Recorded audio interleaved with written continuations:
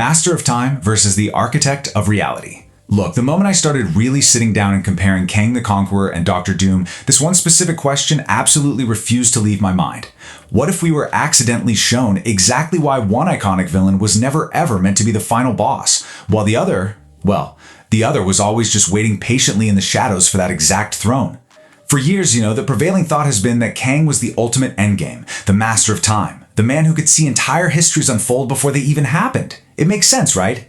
Yet when you look closer, when you really peel back the layers, the road shifts, the spotlight changes, and Doctor Doom emerges as this solitary, terrifying figure standing at the very end of the maze. My personal realization here is that this isn't simply some basic comparison of power levels or who shoots the bigger laser beam. No, it's a terrifying philosophical clash. Let me explain this deeply because honestly, understanding this completely changes how we view every single conflict these characters enter on the big screen.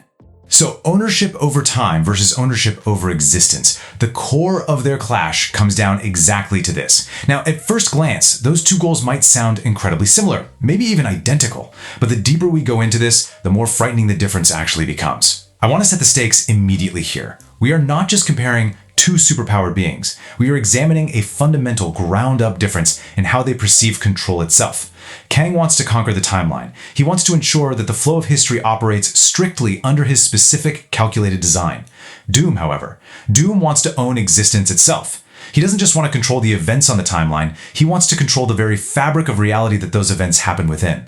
To put that into perspective, it's a shift from trying to perfectly manage the flow of a river to demanding ownership of the entire ocean. And what makes this clash so absolutely fascinating is how it redefines Kang's real danger, treating reality like a giant equation waiting to be solved. When most people think about Kang, they instantly picture his incredibly advanced armor, his futuristic weapons, and, the endless terrifying versions of the exact same man popping up from different timelines. But that image, it actually hides his true power. Kang's greatest weapon has literally never been the suit on his body. It has always been his knowledge. Just imagine standing on a battlefield, but you already know every single possible move your enemies are going to make. Imagine studying centuries of victories and failures before the fight even begins. He is a brilliant scientist from the 31st century who treats all of reality like a massive math problem. While other villains try to overpower heroes with raw brute force, Kang prefers to outcalculate them. To him, every choice a hero makes is just data, information. And because of that, he never walks into danger blindly. Let's actually break down step by step how he achieves this mind-bending calculation. He doesn't operate as a single individual in any traditional sense. He functions as a vast, interconnected network.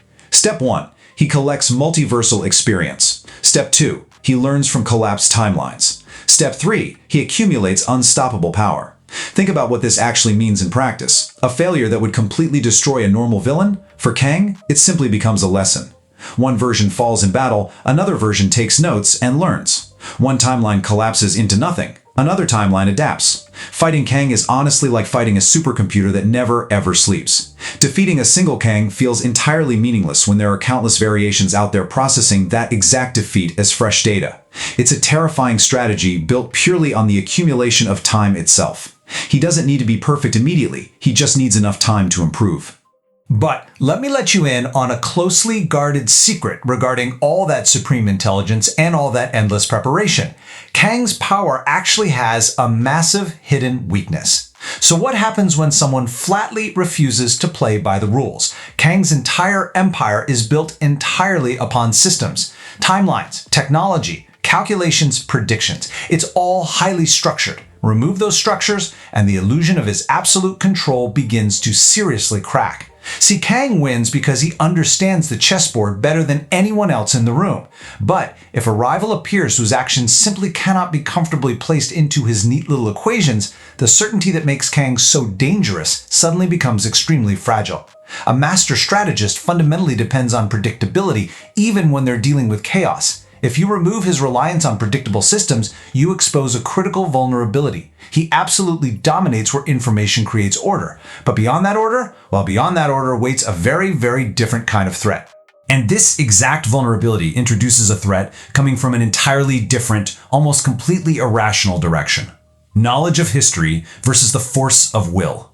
A threat wearing a cold metal mask.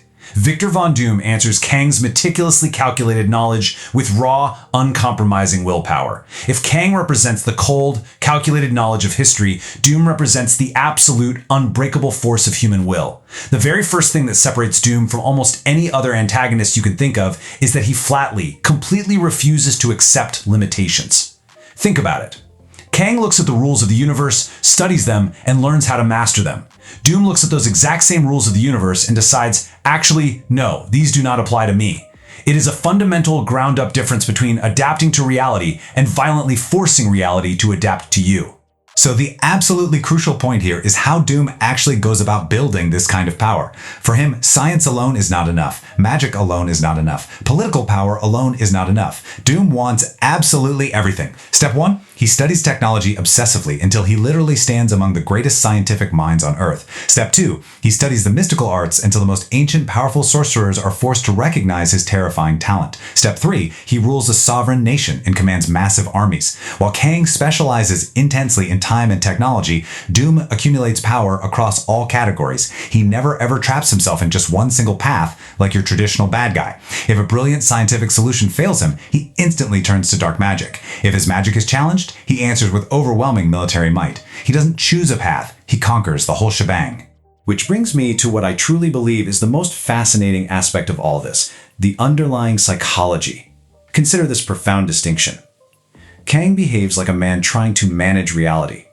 Doom behaves like a man convinced reality belongs to him.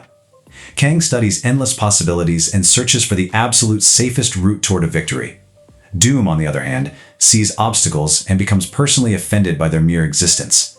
There is an arrogance inside Victor Von Doom that is so enormous, so all-consuming, that it actually functions as his greatest superpower. Normally, right, an ego of this size destroys a villain. They get overconfident, they monologue, they make silly mistakes. But with Doom, ego fuels him. He genuinely, deep down in his soul, believes he is the only person capable of bringing true order to existence. And this total, unwavering conviction allows him to casually attempt the impossible. So we have the Doom approach, flipping the table to force circumstances to react to his pride, obsession, and brilliance. While Kang thinks like a master chess player, mapping out 1 billion different timelines, Doom approaches conflict like a man who is entirely willing to just flip the chessboard over entirely simply because he didn't like the color of his pieces. He forces every circumstance to react to his pride, his obsession, and his sheer brilliance. This is exactly what makes him such a nightmare to strategically predict. You can generally estimate what Kang will value because Kang follows a cold, hard logic. Estimating Doom is a literal nightmare because his decisions emerge from sheer emotional determination all at once. He can appear completely irrational, almost crazy, until suddenly the larger picture locks right into place and the madness reveals its genius structure.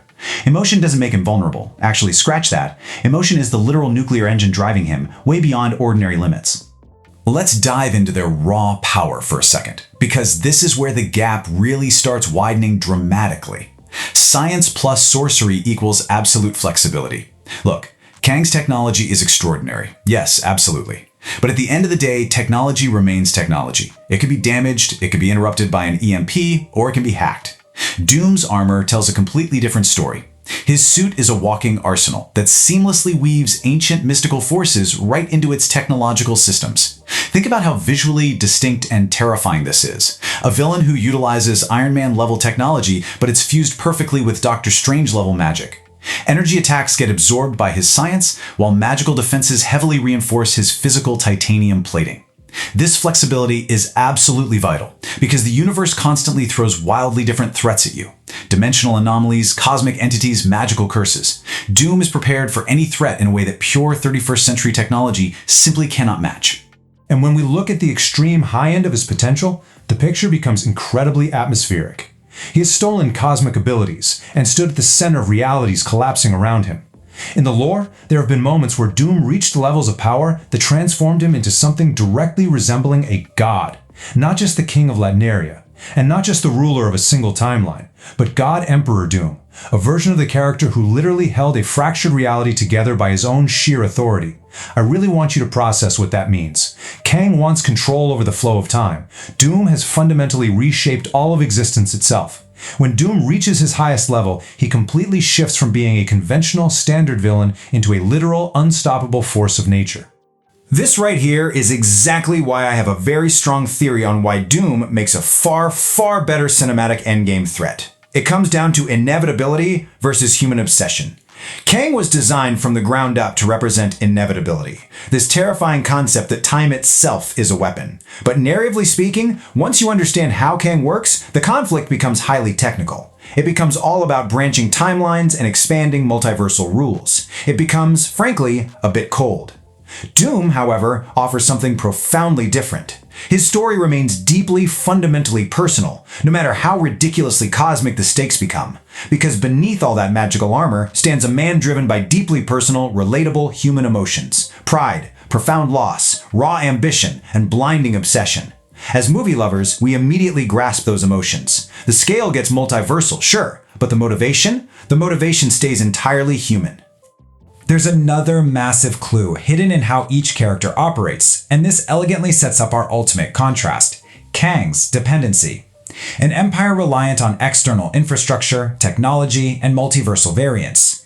Kang has a severe, crippling dependency on the external. Think of him kind of like an omnipotent IT administrator. If you take out his servers, his timelines, and his advanced futuristic technology, his position dramatically weakens. He desperately benefits from multiversal variance reinforcing his overall influence. If you remove enough of those external physical resources, his entire network collapses. Without his machines and without his variants backing him up, Kang is just a really, really brilliant man. This deep reliance on the external is for sure his Achilles heel. Now contrast that external reliance with Doom's terrifying internal power source, the power of absolute, unbreakable conviction. Doom certainly uses tools, we know that, but his greatest asset travels entirely within his own mind. It's his absolute, unshakable belief that he cannot, under any circumstances, remain beneath anyone else. He survives catastrophic multiversal disasters simply because he refuses to accept defeat. He recovers from absolute humiliating loss because his ego literally won't allow him to be second best. Think about it. Erasing a database is standard operating procedure for a hero. Breaking a machine is easy, but breaking a man's absolute, deeply rooted conviction, that is almost impossible. Doom's resilience is completely internal, making him an incredibly durable, deeply stubborn threat that never truly goes away. And this naturally leads us to ask a deeply unsettling rhetorical question. What if the monster genuinely believes he is saving everyone? Defeating Doom isn't just about punching him hard enough to break his armor, it's a deep, complex moral conflict. Doom very often creates order where terrible chaos existed. He can and has protected people while simultaneously stripping away all their freedom. He achieves remarkable, undeniable results through entirely unacceptable, brutal methods. Defeating him means you have to physically stop him, yes, of course, but you also have to look in the mirror and disprove his incredibly seductive vision of a perfectly controlled, peaceful world.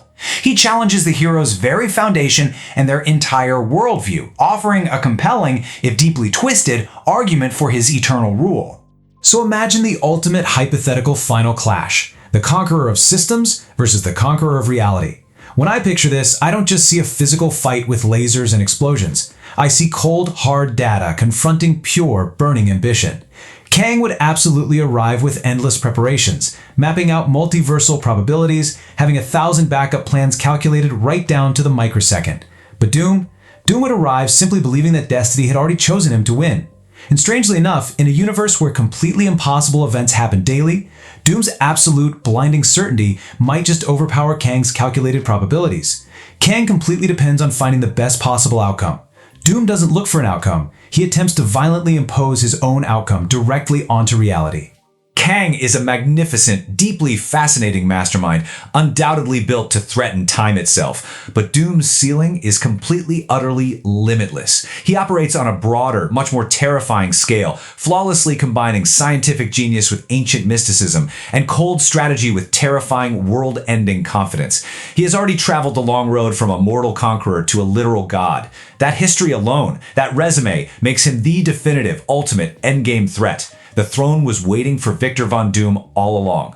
So I leave you with this final chilling thought to chew on. In a universe of endless branching possibilities, is there any mathematical calculation that can truly defeat a man who flat out refuses to believe he can lose?